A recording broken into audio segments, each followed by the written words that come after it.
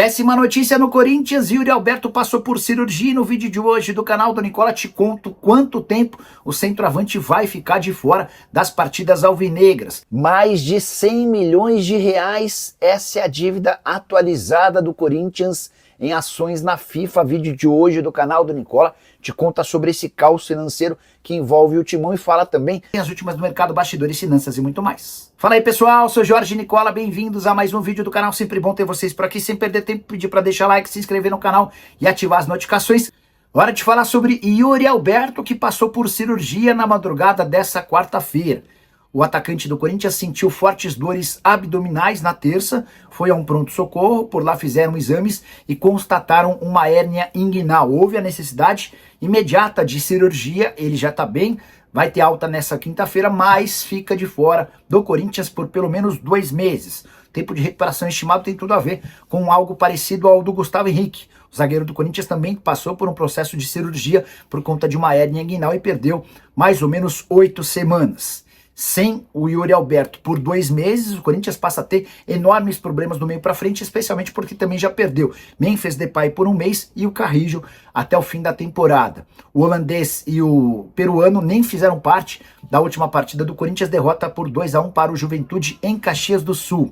Vitinho, que foi apresentado nessa quarta-feira como reforço do Corinthians, já deve ficar à disposição para o confronto do Bahia, até porque Romero suspenso não joga. Dessa maneira, as opções do técnico Dorival Júnior para o confronto do próximo final de semana na Neoquímica Arena são Thales Magno, Vitinho, Kaique, Héctor Hernandes e Dieguinho. E você, o que pensa sobre a atual fase do Corinthians, cheio de más notícias? Usa o espaço para comentário, para registrar, para falar sobre a situação caótica do Corinthians na FIFA. Você sabe que nessa terça-feira o Timão tomou um transfer ban, que vai impedi-lo de inscrever atletas enquanto não regularizar uma dívida de 33 milhões de reais com o Santos Laguna pela compra de Félix Torres. Mas, na verdade, a dívida do Corinthians na FIFA já ultrapassa 100 milhões de reais. É que o Timão será condenado nos próximos dias em relação a mais 2 processos. 40 milhões e 400 mil em relação ao Matias Rojas, 23 milhões e 300 mil em relação ao Tadieres por conta da compra de Rodrigo Garro, que também não foi paga. Esses 2 casos já foram julgados pela Corte Arbitral do Esporte. A FIFA condenou o Corinthians nos 2 casos, o Corinthians recorreu à Corte Arbitral do Esporte e tanto o caso do Matias Rojas quanto o caso do Garro foram julgados antes mesmo da audiência realizada na Corte Arbitral do Esporte pelo Félix Torres. As audiências do Rojas no dia 29, do Garro no dia 30 de abril, a do Félix Torres em 7 de maio. Isso significa que a qualquer momento a Corte Arbitral do Esporte deve sacramentar as punições ao Corinthians, aumentando a dívida do Timão na FIFA, que hoje é de apenas entre aspas, 33 milhões de reais para mais de 90 milhões de reais, 96 milhões para ser mais preciso. Só que o Corinthians ainda deve mais 6 milhões e 800 mil reais ao Shakhtar Donetsk pelos empréstimos não pagos de Maicon. O clube ucraniano procurou a FIFA, já conseguiu a condenação do Corinthians, ainda falta um julgamento na Corte Arbitral do Esporte. É questão de tempo para que o Corinthians esteja punido, somando os 33 milhões do Félix Torres, os 40 milhões do Matias Rojas, os 23 milhões do Rodrigo Garro e mais quase 7 milhões do Maicon, em mais de 100 milhões de reais. A enorme dificuldade com o fluxo de caixa para pagamento de contas normais. Imagina para buscar mais 100 milhões de reais no mercado. Essa é a dura realidade corintiana. Queria que você usasse o espaço para comentário, para registrar sua opinião sobre o tema. Para falar sobre o Corinthians, que está proibido de registrar novos atletas no dia seguinte ao fim do prazo para o pagamento de quase 34 milhões de reais ao Santos Laguna. O Corinthians não fez a quitação. O time colombiano comunicou à FIFA que determinou o transfer ban, ou seja, o Corinthians está proibido de inscrever novos atletas. Essa punição vale por 3 janelas de transferências, ou seja, o Corinthians ficaria impedido de contratar jogadores, ou melhor, de registrar jogadores. Nessa janela atual, na do final do ano, e na próxima janela do meio do ano que vem.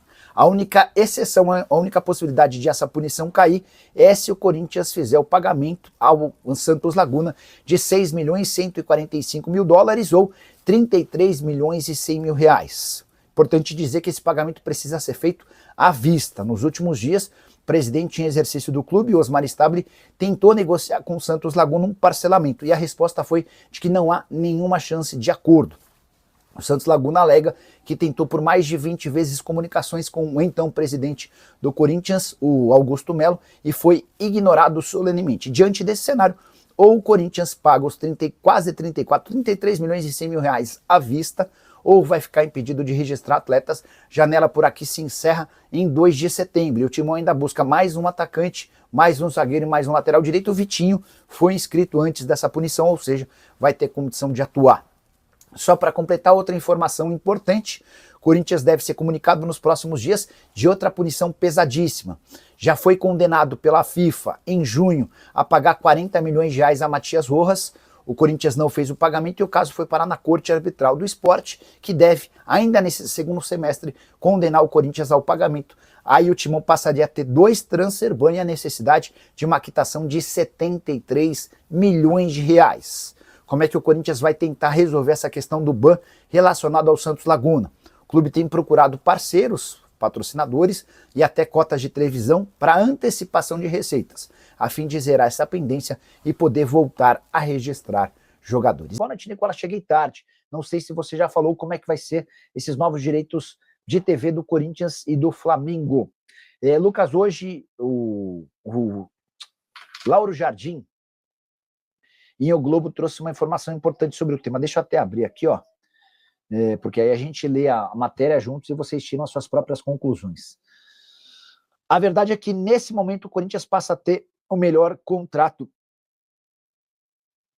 de TV do futebol brasileiro. Só uma coisa aqui que eu tô lendo aqui, ó. Em matéria do Diogo Dantas, no Globo, afirma que o CSKA tem negociações avançadas para contratar João Vitor do Vasco. Operação de 4,5 milhões de euros, tá? Eu mandei mensagem para o Paulo Pitombeira, que negou a possibilidade de acerto para as próximas horas. Ele disse que existe o interesse, mas tem muita coisa a ser percorrida ainda, não dá para cravar que o João Vitor do Vasco está praticamente negociado. Eu acho legal dividir essa informação com vocês, tá bom? Sobre os direitos de TV do Corinthians, de quem a gente falava agora há pouco. O Lauro Jardim publicou nessa terça-feira, em sua coluna no Globo, que hoje o Corinthians tem o melhor contrato de TV do futebol brasileiro. E esse melhor contrato tem tudo a ver com o fato de que a TV Cazé e uma outra parceira acabaram por renovar seus vínculos, aumentando a grana que tem direito à LFU. A LFU é concorrente da Libra e é responsável, e é a empresa que tem sob o seu guarda-chuva o Corinthians, tá? Estou procurando aqui para ver se eu acho, mas pintou um monte de informação. E aí tá difícil achar, mas daqui a pouco a gente acha, não tem muito problema. Quer ver, ó? Aqui, ó. LFU, a Liga Forte União, acerta a renovação de contratos com a Record e com a Cazé TV. E Corinthians se torna o clube que mais recebe dinheiro com direitos de TV no Brasil. A LFU renovou com 2 emissoras por mais 2 anos até 2029. Com a renovação, os valores totais dos contratos, incluindo a Amazon e Globo, chegarão a 2 bilhões e 200 milhões de reais em 2029. Para serem divididos entre 11 clubes do bloco que estão na Série A. Esse montante representa o dobro de receitas de direitos de transmissão dos clubes da LFU na comparação com 2024, ou seja, os caras partiram de 1 bilhão e 100 para 2 bilhões e 200. A quantia também é aproximadamente 500 milhões superior ao que os clubes da Libra vão receber em 2029. A partir desse ano, de 2025, o Corinthians já passa a ser o clube que mais recebe dinheiro com direitos de TV e deve se manter no topo até 2029, quando estima receber 300 milhões de reais. Enquanto o Corinthians comemora contratos maiores, o Flamengo lamenta a perda de 100 milhões de reais por ano.